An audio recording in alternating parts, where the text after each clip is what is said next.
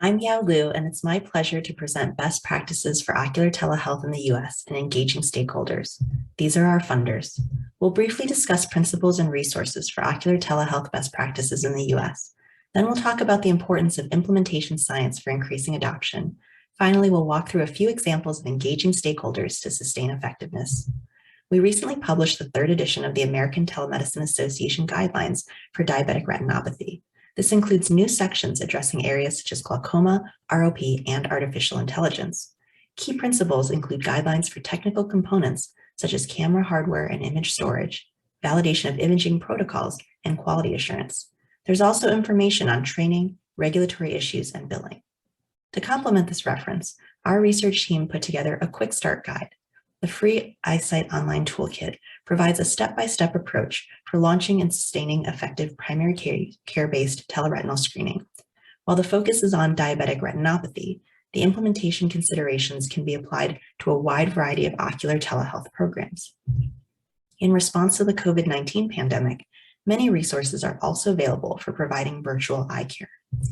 Given the increased interest in telemedicine, you may assume that after investing considerable time and resources building your ocular telehealth program, it will be readily adopted and achieve our shared goal of preventing blindness. In our field, that's the dream, but it's often not that simple. The reality is that even if you build it, an ocular telehealth program may not achieve or sustain the desired impact because it is not adopted by patients, clinicians, and staff. And this is borne out in the literature.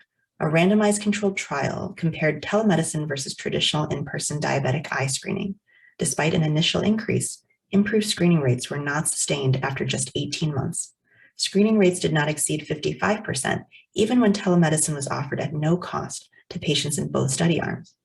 Therefore, simply making telemedicine available is not sufficient.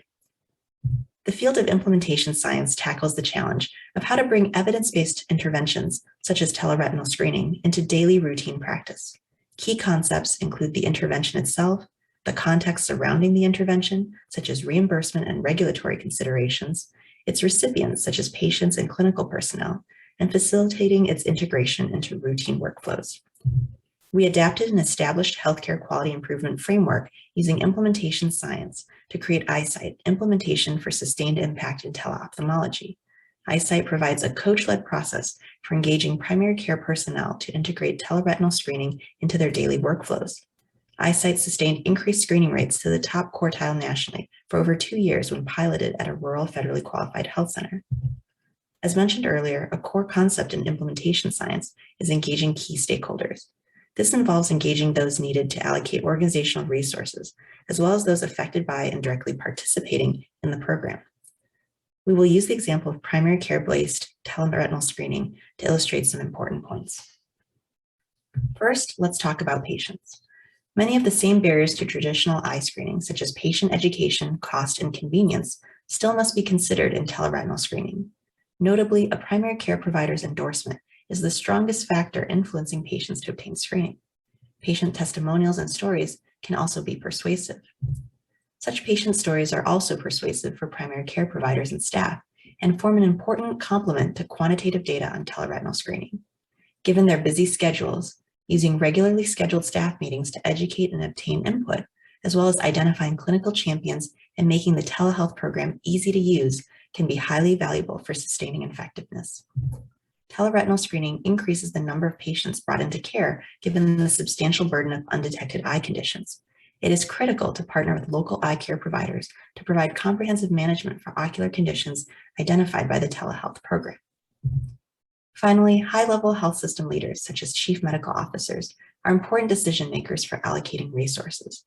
These folks are often among the first who must be engaged to launch a program and are interested in startup costs and projected return on investment. In conclusion, we briefly reviewed principles and resources for U.S. ocular telehealth best practices. We then discussed implementation science for increasing adoption into routine daily practice. Finally, we provided examples of engaging key stakeholders, which can increase effectiveness and sustainability. More details can be found in our textbook chapter in ocular telehealth, which will be published in February 2022.